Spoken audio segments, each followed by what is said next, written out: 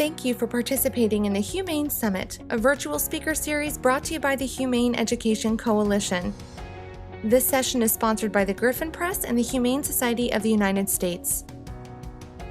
We are grateful for your attendance today for Kenny Peavy's speaker session, The Accidental Service Project, When Mount Agung Erupts. Kenny is the founder of Earth Matters. He holds a master's degree in science education from Montana State University. As a public school teacher, Kenny taught high school biology and middle school earth science. He has facilitated over 30 workshops for teachers in all grade levels and subject areas, as well as pre-service teachers, university-level undergraduate and graduate students, professionals, and community members. At this time, I will pass things over to our speaker, Kenny Peavy. And welcome to Bali. I'm Kenny, and I'm sitting in my backyard in the tropical island of Bali. And I want to tell you a bit of a story of how I stumbled upon an accidental service project when the volcano in my backyard started threatening eruption. So in this first slide, you can see the street where I used to live out in East Bali. And in the background is Mount Agung. And it made us quite nervous and brought this service project onto our feet and to our doorstep without much warning. So here you go. This is the archipelago of Indonesia. I've been living in Southeast Asia for about 18 years, mostly in Malaysia, Singapore, Thailand, and currently now in Indonesia. So if you look down in the bottom center, you can see the red arrow pointing to the tiny little island of Bali where I now live. And this is the way I like to see Bali. It's got mermaids, dragons, sea serpents, tigers, quite a mystical place in this old portrait of Bali. And I used to live out near the volcano, near that sea monster up in the right-hand corner, which was a pretty cool place to live, and very rural and very local and village type area. And there's the geology of Bali. You can see the volcanoes that dot the island, and that one in the right corner was Mount Agung, and you can see in the right, the far right, Amlapura. That's where I was living. And if you zoom in a bit closer, you can see I was about 17 kilometers from the volcano. On September 22nd, we started getting warnings that the volcano was going to erupt. It went from level 2 to level 3 pretty much overnight. And then we started hearing gossip and rumors that it was going to go to level 4 and we were going to have to evacuate.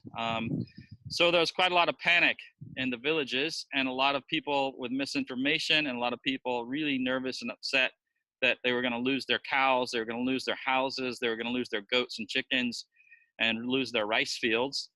And we started seeing images like this a few days later. The reason I remember it is because my birthday is on September 23rd. And the night before, on the 22nd, my wife was baking a cake. And about 10 p.m., we evacuated on a motorbike with a couple of bags, our important belongings and papers. And my wife and daughter and I got on a motorbike at 10 p.m. and drove into the night. We didn't know what was going to happen. We were technically refugees. We left our home and we left our place that we'd been living for the last 4 years in our village, and we evacuated. It was a pretty scary experience in retrospect, because we had no idea of the future. We didn't know if the volcano was really going to erupt or if it was just precautions, but when we didn't know the future. And if you get a closer look, you can see sort of the impacted area that they were predicting. And some of the statistics, when they printed this, about 82,000 people had been evacuated, but in the end, there were roughly 150,000 people evacuated. And if you look again in that yellow area, we are just outside the exclusion zone of 12 kilometers. So when we got the call, we were living about 16 kilometers outside, but that was a bit too close for comfort. And the exclusion zone at that point was 12 kilometers. So we just decided that we would leave. On the 25th, you can see my blog, and I just decided to keep a diary. I wrote this blog entry about our experience, and sort of the panic that we witnessed and some of the misconceptions. And later I'll share this link so that you can read this story. But this is an important part of the story because I just wrote this for my own sake. I just wanted to basically make a document and write a diary entry. But this lady, Janine Krippner, had somehow come across my blog. I think it's from my friend Callan, who's a geologist in the USA.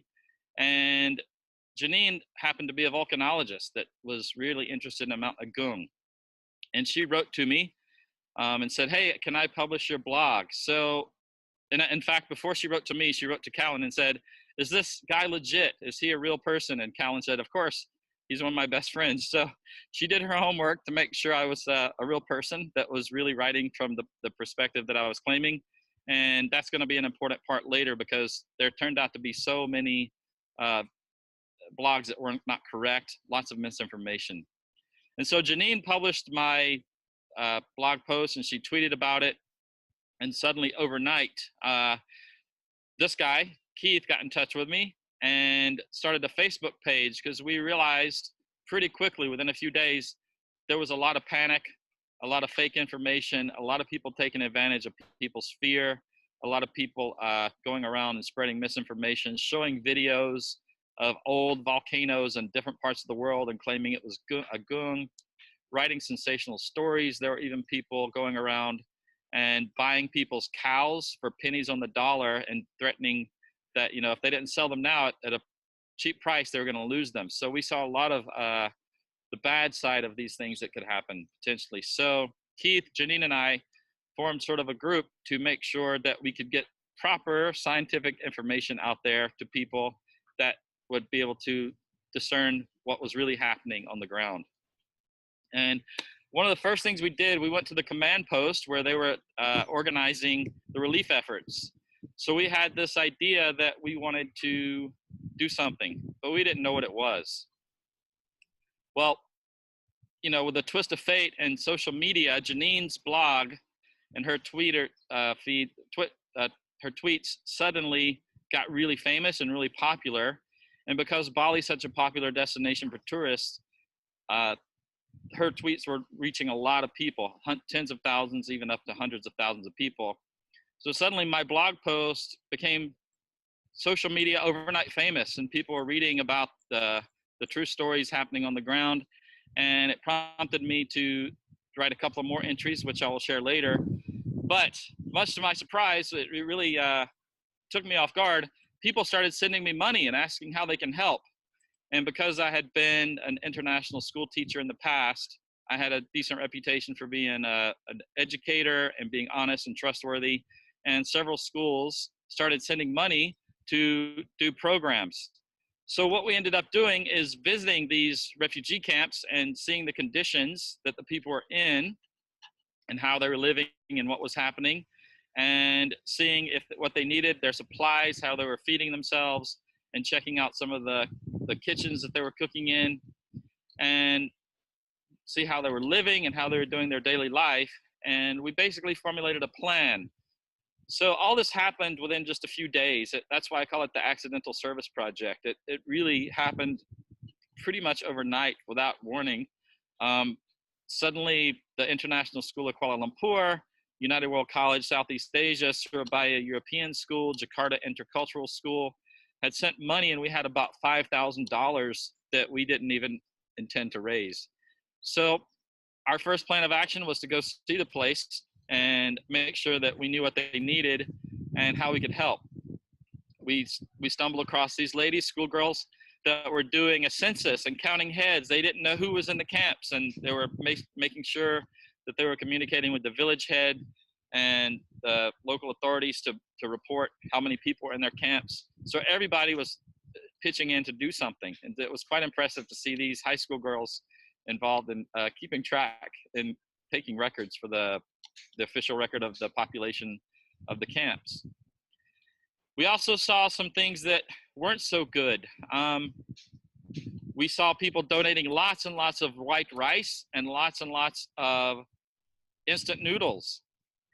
We also saw some tourists that we think were well-meaning, but they were pulling up and throwing bread into the audience, and they were throwing, snacks and treats like cookies into the audience, and it really looked like it was demeaning the local people because they were rushing over and forming a crowd and kind of fighting over, scraps.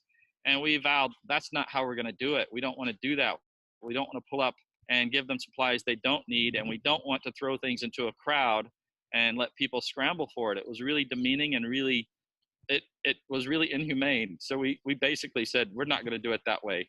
And what we found out is they wanted vegetables. They had lots of rice. They had lots of noodles. People immediately assumed they wanted rice and noodles, and they had warehouses full of rice and noodles. So when we asked them, what do you want? They said, we want vegetables and spices. We have plenty of rice and noodles. So that became a key part of what we started supplying and what we were donating, because that's what they requested. And that became part of our plan, is to make sure that we communicate with the villages and the heads of village to be able to supply what they really need. And here you can see one of the heads of village and one of our volunteers in the white t-shirt, just, donating things, and everyone really pitched in and came together to help out. We also, working with Janine, as a volcanologist, she had a lot of expertise, and we discovered the dangerous part of a volcanic eruption is the ashfall. It's not the pyroclastic flow, it's not the lava, it's not the things you see on TV or movies. It's actually the aftermath when all the ash is falling down. And so we basically started sourcing these N95 masks that she had recommended that we buy, because that's what the people really needed in the event of an eruption. And these were hard to find, so they're basically sold out in Bali. So my wife started buying them from all over the place, coming in from Australia, coming in from Jakarta, coming in from Singapore.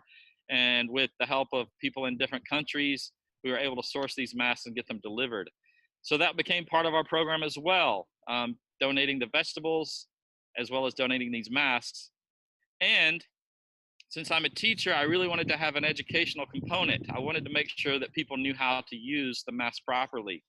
So here you can see, in a very Indonesian style, we're at a temple where they have a refugee camp, and the students are basically learning how to use the mask, and you'll see a couple of photos, as well as just playing some team games and making it pretty fun. You can see Spider-Man in the background, you can see Captain America, and all these volunteers came together to basically help the kids overcome the boredom of sitting at this camp all day long.